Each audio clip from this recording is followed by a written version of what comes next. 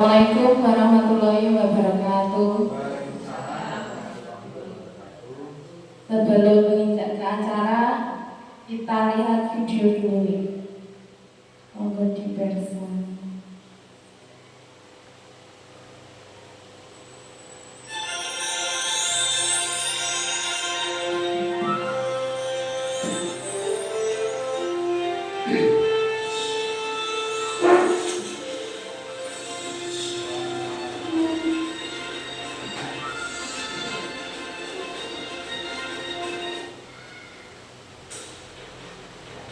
Salam dan bahagia Bapak Ibu hadirin yang kami hormati.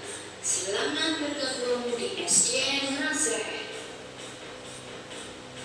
Inilah keluarga besar SDN Nazareth. Saya perkenalkan guru penyiar SDN Nazareth, Melia Ambanianti SPP.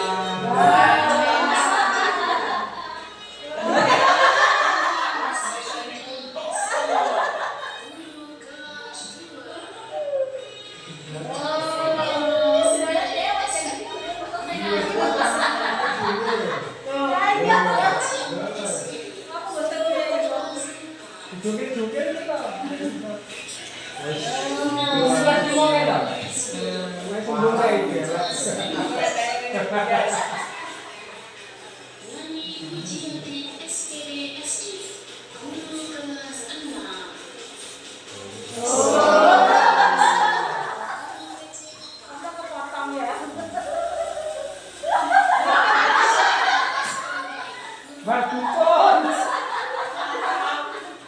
Selanjutnya, Kusnan SPW, Kepala Sekolah SD Negeri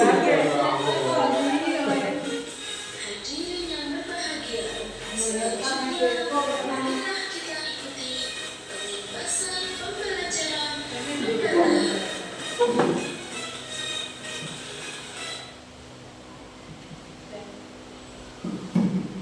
Mohon maaf untuk tadi yang foto keluarga besar belum lengkap. Karena memang saya mencari yang lengkap itu tidak ada. Kemarin saya minta kiriman bunga sama Hudar. Satu keluarga SDN Rasa tidak ada yang lengkap. Mungkin kapan-kapan bisa foto bersama Bapak. Sudah ada, tapi yang dulu ada Bu Nami, ada Bu Tin. Beliaunya tidak ada. Baik, pembebasan pembelajaran mendalam oleh Ngaji SPD dan Mita Feriana SPD. Kemarin baru fotonya, sekarang akan saya ulangi. Ini hampir sama dengan yang kemarin pembebasan yang pertama, Bapak Ibu. Hampir sama. Ini ada kerangka pembelajaran. Dan di dalam RPP atau sekarang yang disebut PP itu harus ada kerangka pembelajaran. Kerangka pembelajarannya itu ada praktek pedagogis, ada lingkungan pembelajaran, ada kemitraan pembelajaran, pemanfaatan digital. Nanti saya share. Kemudian peran pola pikir bertumbuh, ada memahami, mengaplikasi, dan merefleksi. Kemudian pola pikir bertumbuh ada prinsip-prinsip pembelajaran. Prinsip pembelajaran ada 3. 1, berkesadaran. Kemarin juga sudah disampaikan. Kemudian bermakna dan menggembirakan.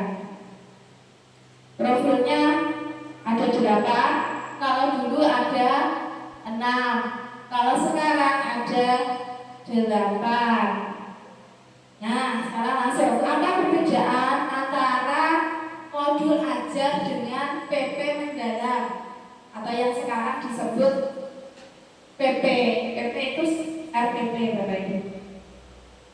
Nah, kalau dulu modul ajar itu lebih kompleks, ya, lebih kompleks.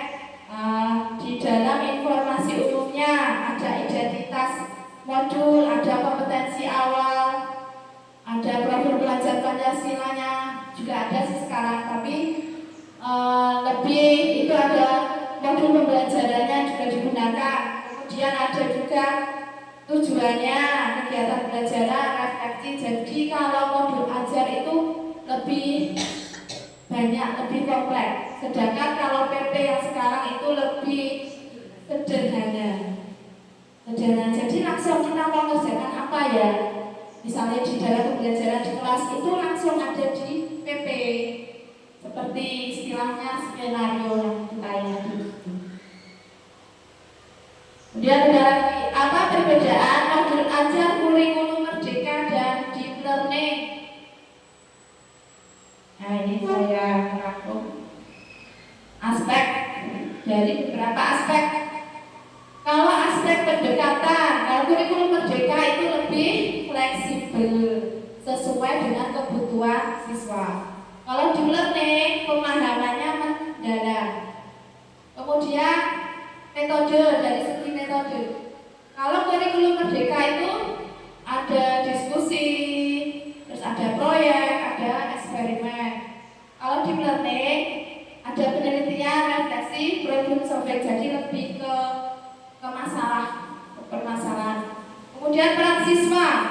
Kalau kurikulum merdeka aktif tapi masih dibimbing guru. Kalau deep learning lebih mandiri dan berpikir kritis. Kemudian dari aspek penilaian. Kalau kurikulum merdeka yang dulu itu tesnya formatif dan sumatif. Kalau sekarang ditambah pendekatan deep learning itu fokus pada proses berpikir mendalam. Dan saya bagi kerangka modul ajar atau PP-nya nanti bisa diisi. Saya kerjakan RPP kerangkanya dulu.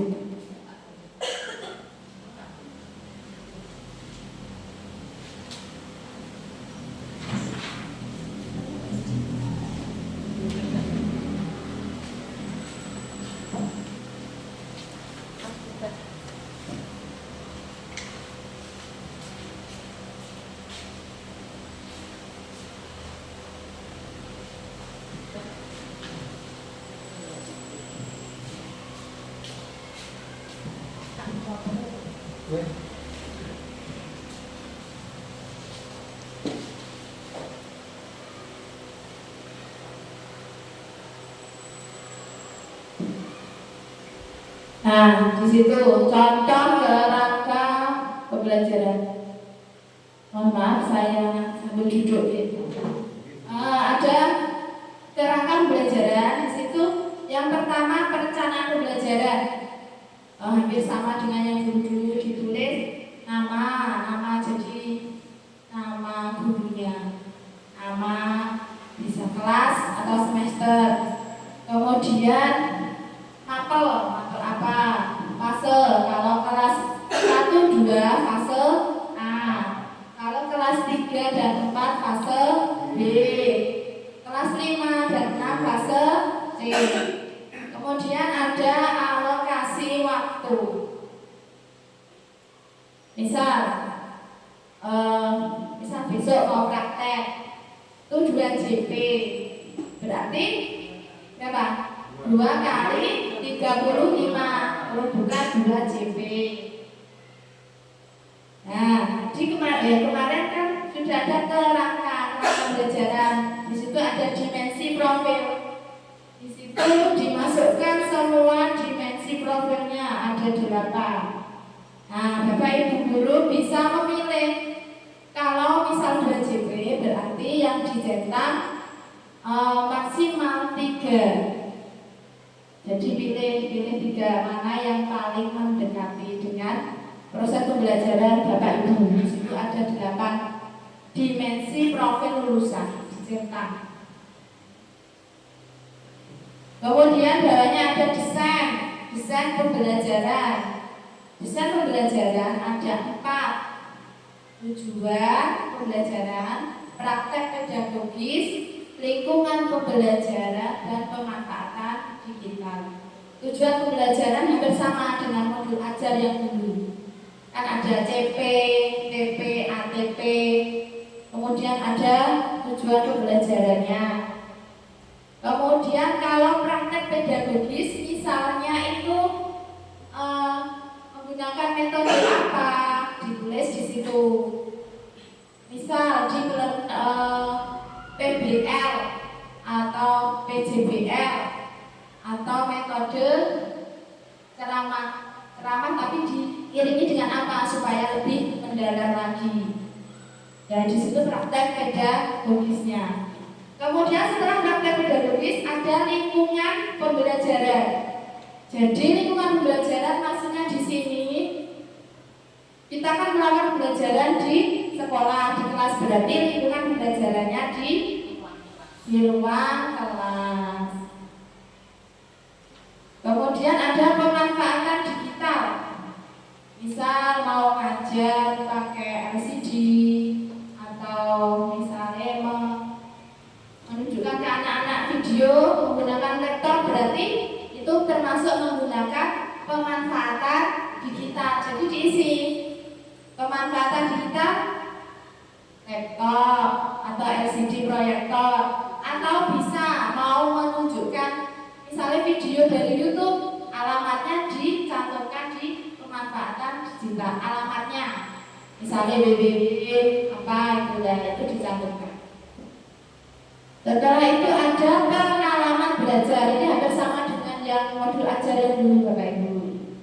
Memahami, nah misalnya kegiatan awal guru berdoa, melakukan berdoa dengan siswa, mengecek kehadiran siswa, ya seperti itu. Alokasi waktunya biasanya di pembukaan berapa menit? 10, misal 10 menit. Kemudian memahami mengaplikasi di sini sama dengan kegiatan inti dari pembelajaran. Misal kalau dalam pelajaran kelas 5 ada debit air, ya anak-anak bisa disuruh membawa air mineral seperti aqua, ini bisa dibawa, atau galon yang ada di kelas bisa juga contoh di depan. Prakteknya bisa praktek dengan anak-anak supaya lebih mendalam, lebih mengenal pembelajarannya. Kemudian merefleksi itu hampir sama dengan penutup. Berapa menit alokasinya waktu? Biasanya 10. Dan terakhir di kerangka pembelajaran ini ada assessment. Assessment itu ada 3. 1. Assessment as learning. 2. Assessment for learning. 3. Assessment of learning. Assessment as learning itu misalnya untuk siswa. Jadi yang menilai itu siswa. Contoh, saya belum mampu menghitung 2 angka, misalnya ini kelas 1. Nah di situ ada misalnya ada kolom sudah mampu apa belum mampu. Nah itu kan yang menilai kan anak sendiri. Saya mampu berhitung 3 angka atau selanjutnya bisa 4 angka atau 5 angka. Ya yang ditampil. Ya intinya yang menilai itu siswanya, bukan gurunya. Penilaian diri sendiri, atau bisa dengan vertecing itu apa? Teman-teman ada centang-centang seperti itu. Ini biasanya dilakukan di awal belajar, baru mau masuk itu. Kemudian ada assessment for learning. Assessment for learning itu yang menilai gurunya.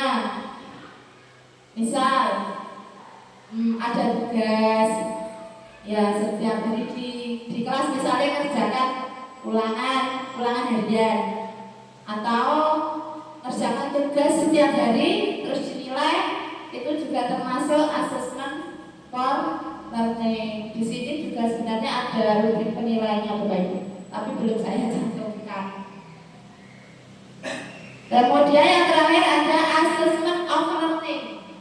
Assessment of learning itu berarti apa?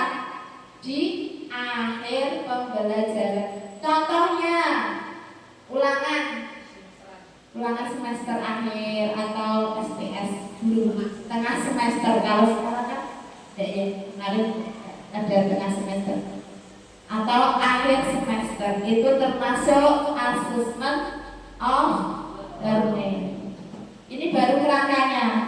Dan saya tunjukkan yang sudah ada isinya. Ini punya saya sendiri.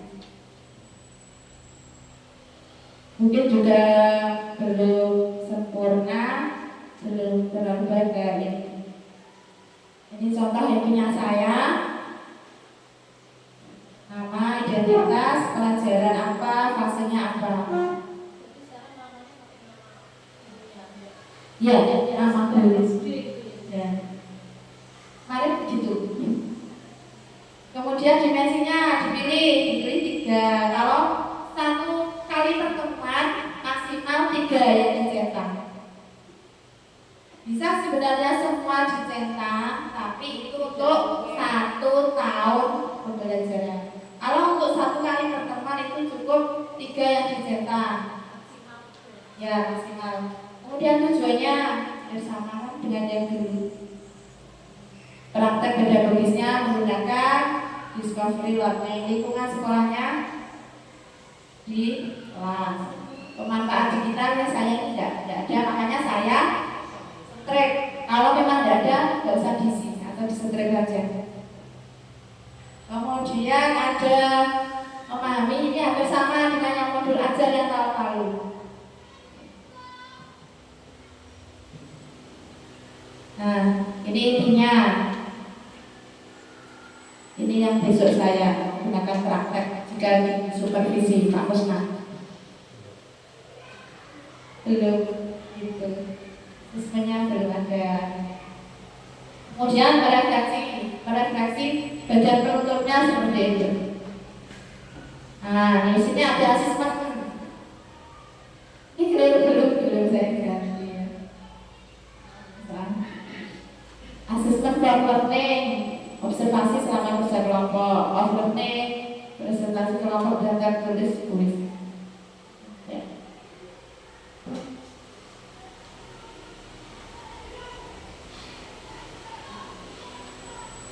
Ini punya saya. Saya mau menunjukkan lagi punya teman saya kemarin ketika PM lebih baik lagi dari saya. Ada. Nah,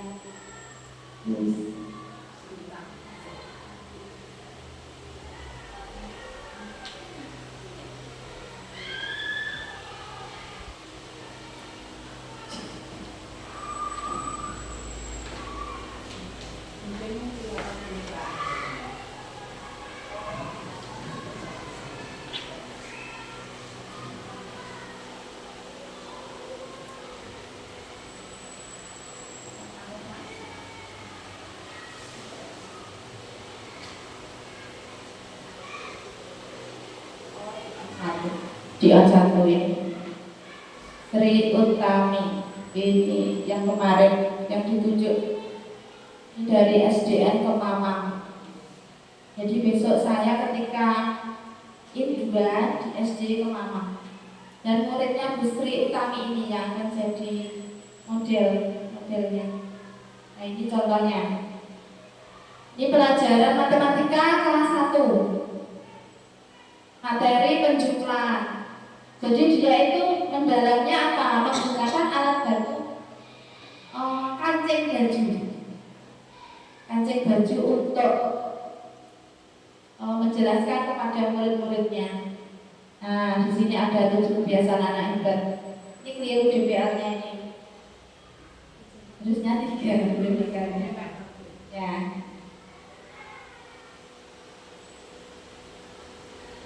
Ya. Baik Bapak Ibu, saya kira cukup yang saya sampaikan. Ini oleh-oleh yang saya dapatkan dengan pengajian selama PR di SMT. Kita sama-sama belajar. Kurang lebihnya saya mohon maaf.